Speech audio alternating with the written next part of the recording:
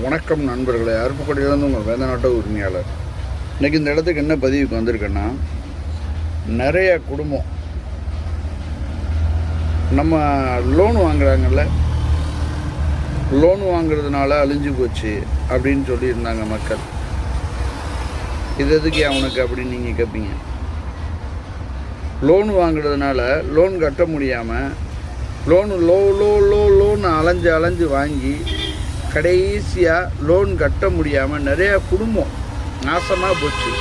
எங்கள் ஆட்டோ லைனில் இருக்கிறவங்களே நிறையா பேர் லோன் வாங்கி கட்ட முடியாமல் நிறையா பேர் ஓடி போயிட்டாங்க, ஊரை விட்டே ஓடிட்டாங்க.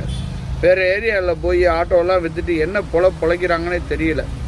ஆட்டோ பொழப்பு ரொம்ப கேவலமாக போயிடுச்சு, வருமானம் ரொம்ப கம்மி. அதே மாதிரி பேர்பாஸ் ஐட்டம்லாம் ரொம்ப கூட, ஆயில் கூட மாற்றி ஓட்ட முடியல. அந்த மாதிரி நிலைமையில் கொண்டு போய் விட்டுட்டிங்க. இந்த லோன் எல்லாரையும் ரொம்ப கேவலப்படுத்தி பின்தங்கிய இடத்துக்கு கொண்டு போயிடுச்சு. உதவி செய்யுது அப்படிங்கிற மாதிரி பார்த்தா கடைசியாக இதனால் எந்த பயனும் இல்லை. இப்போ என்ன விஷயம்னா, இந்த ஓம் சக்தி கோயிலுக்கு மாலை போட்டு போகிறாங்களே நிறையா பேர், பெண்களும் ஆண்களும் போட்டு போகிறாங்க. அதனால் இப்போ அடுத்த கட்ட நடவடிக்கை அந்த ஓம் சக்தி கோயிலுக்கு மாலை போடுறதுனால தான் குடும்பங்கள் அழிஞ்சிக்கிட்டு வருது அப்படிங்கிற மாதிரி மக்கள் சொல்கிறாங்க.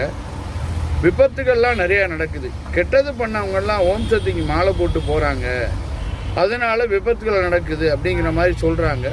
நல்ல ஒரு பக்தனா நல்லா சாமி கும்பிட்றவங்களுக்கும் மரியாதை போயிடுது.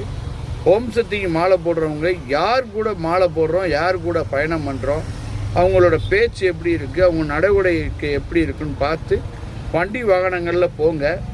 அவன் முண்டாட்டி இவனை வச்சுருக்கா, இவன் முண்டாட்டி அவனை வச்சுருக்கா, அதனால தான் ஓம் சக்திக்கு மாலை போட்டு போகிறாங்க அப்படிங்கிற மாதிரி நிறையா பேர் பேசிக்கிறாங்க.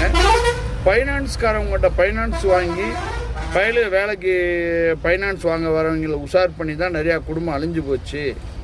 பின்தங்கிறதுக்கு காரணமே அப்படி இப்படி நிறையா பேர் சொல்கிறாங்க. ரொம்ப கவனமாக லோனு வாங்குங்க. ஓம் சக்தி கோயிலுக்கு போகிறவங்க ரொம்ப கவனமாக யார் கூட போகிறோம், யார் கூட மாலை போட்டு போகிறோன்னு பார்த்து போயிட்டு வாங்க.